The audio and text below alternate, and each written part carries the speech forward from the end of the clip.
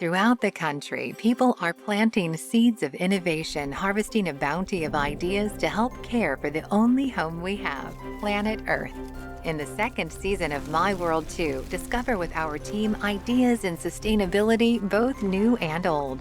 From high-tech eco-innovations to homegrown local solutions. We'll learn about sustainable trends in transportation, housing, energy, food production, climate change, carbon reduction, resource management, and so much more. Join our field reporters as they explore eco-friendly ideas and lifestyles that help to make our world a little bit better. Welcome to My World 2, short stories of sustainable living and earthly innovations. You've heard of farm-to-table restaurants, but what about farm-to-table furniture? Whitney Manney talks to an artist using this sustainable approach to make tables, chairs, and more. So this is our showroom gallery, and this is where we show all the pieces that are made in our workshop, and we feature furniture and sculptural art. This is beautiful. So when I'm looking around the showroom, is everything designed in-house? You got help? How does that work? Everything is designed and made here in our studio. It's very much part of our value system. So can you tell me a little bit more behind the philosophy of Madison Flitch? Because I heard like farm to table, right? And when you hear that, you think like restaurants. I hear that all the time with restaurants. It's truly a sustainable term, but how did you apply that to this functional art? Well, obviously I love the farm to table concept and the values behind it. And I thought, well, how can we apply it to anything that we do in the fine crafts? And there was a concept out there called tree to table. And that's the idea of harvesting your own urban wood. Urban wood comes from a city, someone's backyard, a city park, any wood that isn't coming from an active managed forest. The simplest way we acquire our wood is through working directly with tree service providers. So oftentimes really big, beautiful trees that have been brought into the community to beautify it come down for whatever reason, and they're great for furniture making or sculptural arts. And is there any kind of like quality control that you do, like as an artist, as a designer and a maker, like you're looking at the wood, is there anything you look for? Like, you know, does everything work for you that comes from these plants, you know? No, like when you're working with urban wood, that's one of the big problems is that there could be somebody built a fence around a tree and the tree grew around that fence and now you have metal in the tree. Or trees are sometimes 200 years old and you might have really old bullets or big nails in the tree. That's fun from a historical point of view, but it's really bad for furniture making. In one case, one of our pieces of work, we had about a 500-year-old tree, a white oak, that was harvested from the Thomas Hart Benton property, who was a famous Kansas City artist. About 200 years ago, there was a big forest fire, and that tree survived and continued to grow. But in the middle of the tree, you could actually see ash stains in the wood. So in that case, we sculpted pieces that would highlight the story of that tree by implementing fire and other techniques to draw out the beauty and the history.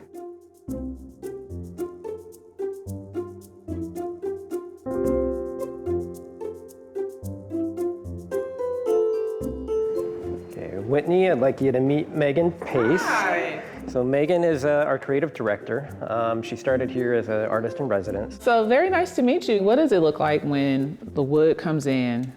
What's like, is there a prep process once it gets here? Really at the beginning of the process, after the wood has been milled, we transport it ourselves to our family farm and goes into a 50-year-old turkey brooder barn. Has about 10,000 square feet of space. And it was great to season the wood in. The wood has to dry for about 2 to 3 years. Depending on the thickness. It's a long time. We're playing the long game.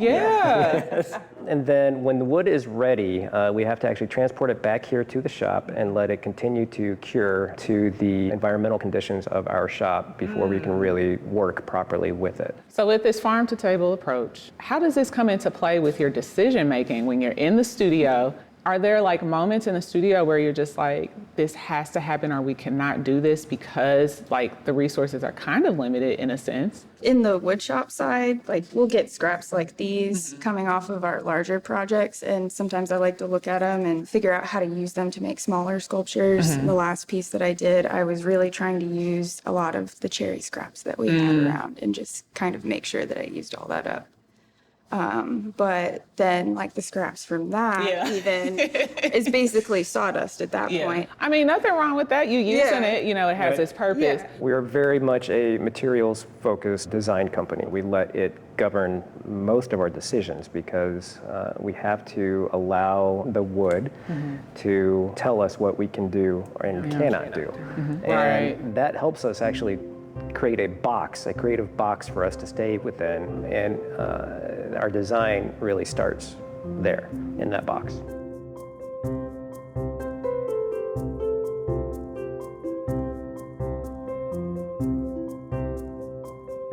We're also here to talk about Madison Stitch, right? It's a crazy story, and imagining a furniture maker turned fashion designer. But that's essentially what happened. Was during the pandemic, we opened our gallery about 3 or 4 months before the pandemic hit. Okay. And we didn't feel established enough to just see things through. And so we decided to pivot to making face masks. And we released those masks pretty early in the crisis. And because we were early, they really took off.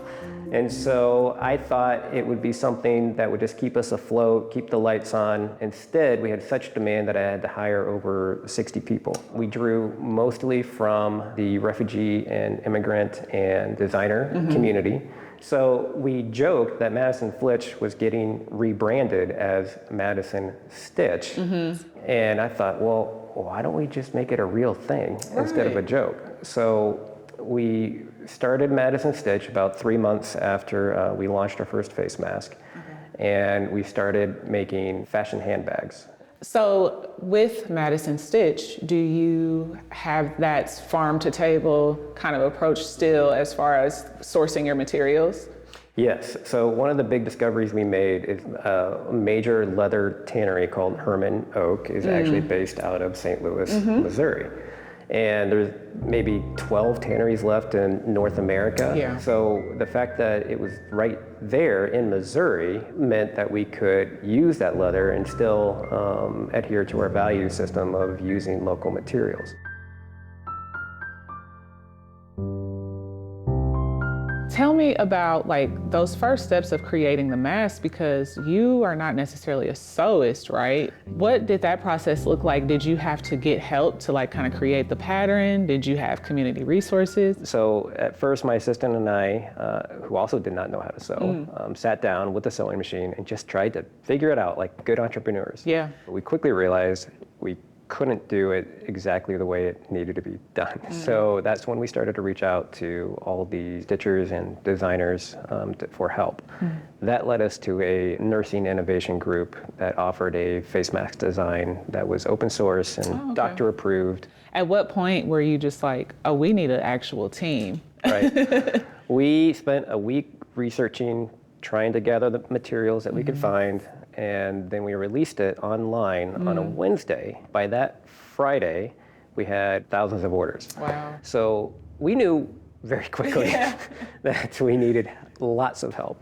And that's what led us to reaching out to anyone in the community. Rightfully Sewn is one of the organizations we reached out to. They put us in contact with an Afghanistan refugee family, about 5 sewists who worked out of their home. And they approached us and said, we can do 200 face masks a day. You can't say no to that, right? And they came through. So we gave them all the materials. They would take it back to their home, make all the face masks, and then just bring them back. So groups like Rightfully Sewn, whose mission is to train a lot of marginalized people in the business of fashion and sewing and stitching, they were immensely helpful to us to get the face mask project going. We still work very closely with those organizations to try to recruit, train, develop really the next set of refugees who come into the city. We also work closely with business groups like Welcoming KC, which is responsible for trying to create a business environment in the city that's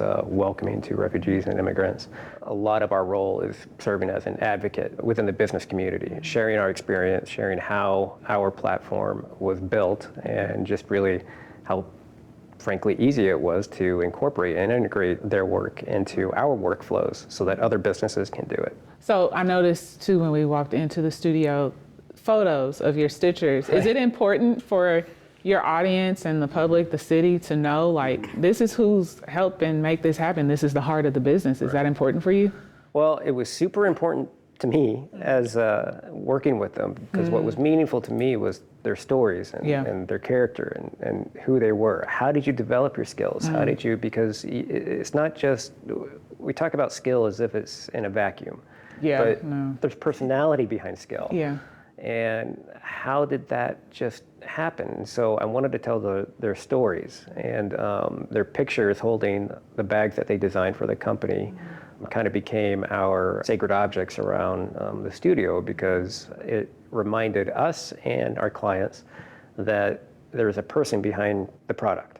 So can you then kind of just guide me through this choice of going from mass to leather?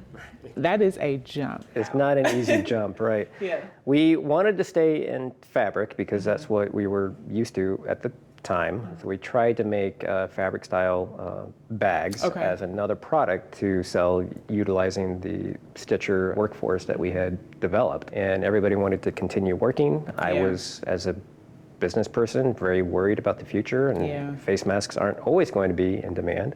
So what do we do next? And there weren't that many bag makers in Kansas City. And so I thought, well, let's fill that space as an artisan-made bag option. After a little bit of time, realizing that we had a local leather resource that fit within our value system of trying to leverage the natural resources available to us, that's what really led us to leather. A huge conversation with wearables and fashion in general is fast fashion. People are, wearing something for a couple of weeks. You see it at the Goodwill, or you see it in the trash. I mean, I would hope nobody would ever do that with these. Is that something you all kind of think about, to where you're wanting to design something that people really understand the value, right, and the craftsmanship?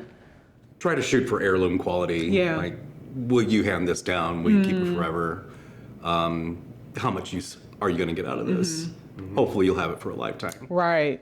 We fit very comfortably in the slow fashion movement, where the focus is on producing things with quality because we want things to last. So when the leather comes from the tannery, I mean, I know you can make choices, you can tell them what you need to a certain extent. Are there still surprises when you get the hides? There are surprises, and a lot of times, well, of course, the skin tells the story of the animal, and there are scars and scratches and burns and brands, and each hide tells a story about the living organism that it came from. So working with a local, based in Missouri, tannery, do you feel like you're able to just have better quality, you're able to have better quality control of what you're working with?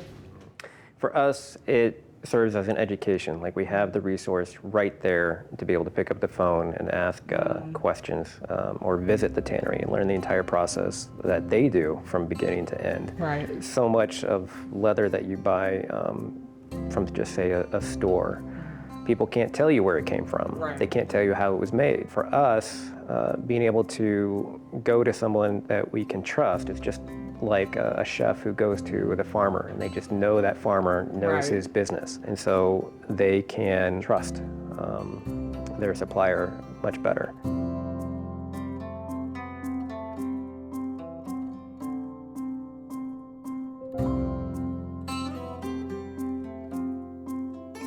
Can you talk to me a little bit more about the sustainability efforts of Madison Flitch that help fuel Madison Stitch? Is there crossover? We have recently started saving our sawdust from carving with certain woods. They have the ability to create dyes for the leather. So a natural dye kind of thing. Yeah. Do you have vast differences of color, depending on what type of sawdust it is? Does it create different shades? Yeah, the one that we've got right now that creates the most significant depth of shade is the mahogany. Well, John, thank you so much. I've learned a lot about leather. Might not, do too much woodworking in the future, but I mean, what a beautiful space. The gallery is beautiful. Love the wood shop. This space is amazing as well. Thank you for showing me around and just telling me more about your initiative. Hey, this is Save the Planet. the sustainability anthem of the world. Welcome, guys, to my song. Say the planet, we gon' say the planet. Everybody looking at me like I'm from another planet. Woo! Say the planet.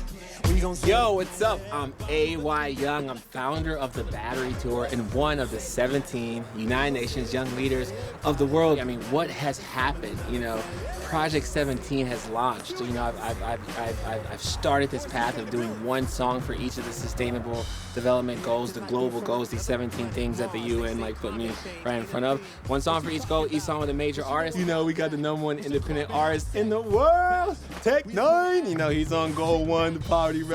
And you know, it's just everything's really grown. The energy, let's store it up and power the world. Recycle. We need more recycle, but y'all acting like some followers on Instagram and Twitter. Yeah. TikTok, don't let the bar. What is the Battery Tour? The Battery Tour is an outlet for you to be an outlet to plug in and connect to your passion. Okay, that was just a commercial. But now the Battery Tour, yeah. I mean, yeah, the Battery Tour is exactly what it sounds like. It's literally a tour powered by batteries, right? I mean, I store energy in batteries, and these right here. These are really crazy batteries. And I mean, I use that, you know, to power a concert. But I think the coolest thing about the Battery Tour, though, aside from it obviously being renewable energy powered and carbon neutral and all this stuff, right, is that, you know, it's a platform, you know, it's used to fund, to build, to promote, to develop, to deploy like sustainable solutions, right, to people that need them. So like each concert's hopefully getting someone, you know, access to energy, or now with the 17 goals, access to water, or you know, ending maybe their poverty situation, etc. So you know, that's what it is. It's really us coming together, and music's the vehicle to be an outlet for change. The ocean is alive. Keep the plastic out. So this is the Battery Tour solar trailer. So this is what we're doing. We're literally storing energy from the sun with these solar panels up top, right? And it's going all the way down into these batteries. These are simplified batteries, really incredible lithium ion stuff, right? Right here. And then, you know, the trick that we have to do is convert the energy from what they call direct current to alternating current. So that's why I have this like inverter, you know, that's doing that. It's inverting energy from DC to AC. So I can literally just take my sound system, my freaking entire setup, and just plug right in. I'm literally plugging right in, turning on the speaker, right? And then we just do a concert. This is totally mobile. I mean, I can literally take this anywhere. I mean, 5-10 minutes and a concert anywhere. Just roll up, open the doors, turn on the inverter, plug right in, do a concert powered by renewable energy. The ocean is alive. I mean, come on, bro. I did like freaking 900 shows with this freaking thing, you know? And I can only do like maybe 300, 400, 500 people or something. It's like, bro, I need, you know, this could be bigger. Because like once you start doing it, it's like, oh my God, I'm powering a concert. Can we do more? Could we do an arena? Well, the beautiful thing about batteries and why they're really, I don't think is a limitation when you're talking about energy stores, is because you can always, you know, connect more batteries. You can do parallel systems. You can just build more trailers and connect them all and have more power. I'm not even sure where we could go with this, to be very honest. I mean, I did a concert with this trailer, about 5,000 or so people in a football field, you know, and I mean, we barely tapped into 5% loss of energy. I mean, it's, you know, I think this trailer alone is about 10 kilowatts of stored energy. So yeah, you can just keep adding, you know, more batteries, more power, right? I think that, you know, this trailer also exemplifies what we can do. There's so many artists out there, whether they're independent, whether they're majors, it doesn't matter, right? They're humans, they care about the planet, and they don't know what steps they can take. You can start taking steps, even if it's just maybe I'm gonna power a little bit of this, or the food trucks now are like more sustainably, you know, there's way, and I think that, you know, this trailer for me, yeah, it gives me an outlet to keep doing the Battery Tour and to do it bigger, but also I'm here to inspire everyone to make change. The response to what I do is great, though. I mean, come on. I mean, well, for one, we're doing a concert, but it's powered by renewable energy, so that's already tight. Like, we're storing energy in freaking batteries. doing a show. So people are always just like, wow, that's so cool. You know, I get to explain like energy to them. Like, yeah, guys, we store energy in the batteries, and that's how I'm able to do a show. When I brought Tech 9 and you sit him down and when I start showing him these 17 goals, it was so incredible to see what he cares about. It's like, wow, we really all are humans, and we all have something we care about. Whether it's climate action, gender equality, this or that, whatever, you care about something. And so for me, to me, that's that thread, you know, whether you're a company or corporation, and you're like, oh, we want people to know that we care about this. It's like, great. Let's plug in together then, you know? Project 17, first you gotta know what these goals are. It was so crazy because when the Secretary General, he's like the president of the UN, you know, like he picked me to be a young leader. Like, so I'm like one of the 17 young leaders because, you know, what I've been doing is doing like these 800 plus concerts. I use the money to send one person, you know, one village access to energy, kind of like a music for impact model, right? And so when I got the call from the UN, I looked at the goals, you know, it's all these goals like poverty and then hunger, and I was like, all right, shoot, that's what we'll do. We'll do one song for each goal. And then 17 what I call impact partners, right? And those are people that do the work, like the nonprofits or companies that get people food or get people water, because, you know, I call myself the Robin Hood of the music industry, because I'm literally giving it to the people, you know? So I'm like happy to be like, okay, 75% of all the music's going to the impact. So we can wake up tomorrow and someone has food, someone has water, right? So 17, 17, 17, and then of course next year I'm gonna roll out and do 17 concerts, one song for each goal, and then each tour date makes that impact on top of the music making the impact. So it's double, right? Crazy. And now I can't find the reasons not to give up. You know, I really believe, like, ultimately, we're all humans. We all share this planet. You know what I'm saying? Like, and there's some things that we all can probably agree on. Like, everybody needs food, bro. You know, like, there should be nobody out here without water. Like, you know, in America, I can go down the street to McDonald's, you know, give me some water. But I've been in the places like Honduras and Haiti and some of these developing nations where they're walking 4 or 5 miles to get water. I'm where I need to be to get, you know, these younger people, Generation Z, millennials, involved in taking an action and using their passion to have some purpose-driven, like, action, man. Like, it's time, right, that we all come together. And they ignorant that this is for. So it's I mean, I think the future of the battery tour, I think the future of myself and why, I think what I'm trying to do is honestly use music as a vehicle to bring everyone together. But not just bring everyone together and raise awareness and it's like, oh, this is great, you know? It's more like to do something, you know, to take an action. I mean, there's so many young kids out here, Gen Z kids, millennials, everywhere I go, high schools, colleges, elementary, they want to do something. And they want to know what they can do. And I think what's next for me is really helping everyone identify what their why is, what their passion is, and how to take that passion and take an action, you know? And that's what I'm here to do. That's what I'm here to do with Project 17. I want to wake up tomorrow and see more people fed, more people having energy, right? There shouldn't be a billion people that don't have access to energy. We can solve that. We can come together and actually make an impact that could change the world. And so I think that's what's next. I'm optimistic. I'll tell you what, I'll say this, I'll answer this, I'll say 3 years ago or so, before the pandemic, people started seeing me, you know, perform and doing my thing, and they'd be like, you're a sustainable artist. You know what I'm saying? 2-3 years now later, I'm the young leader of the world, right? And I represent the youth of the United States of America, right? I think that we're moving quickly, and I think it's possible that this purpose-driven, stand for something mentality that kind of is coming around of like, hey, if you're a company, you need to stand for something. If you're a brand, you need to be making an impact. You know, Gen Z and millennials, we want to spend money on things we care about, you know, and we want to support things that we agree with. And I think that this generation cares about this planet and knowing that we have to inherit it, you know, when the older people are gone, you know, they see the value in these things. And so, yeah, I think that I think anything's possible. We'll see, right? If we can get everyone plugged in, we'll see.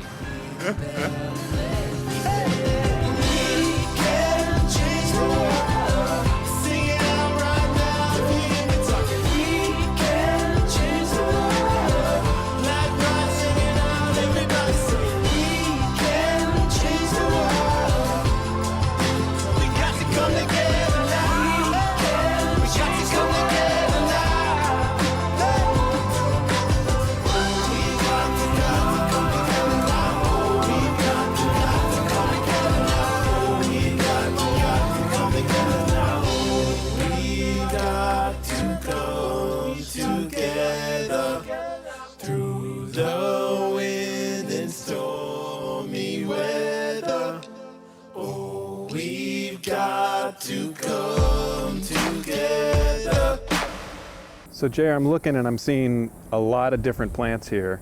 Yeah, this is kind of the benefit of heirlooms, is the diversity of colors, shapes, sizes. You know, each one represents different cultures, different countries, and different families.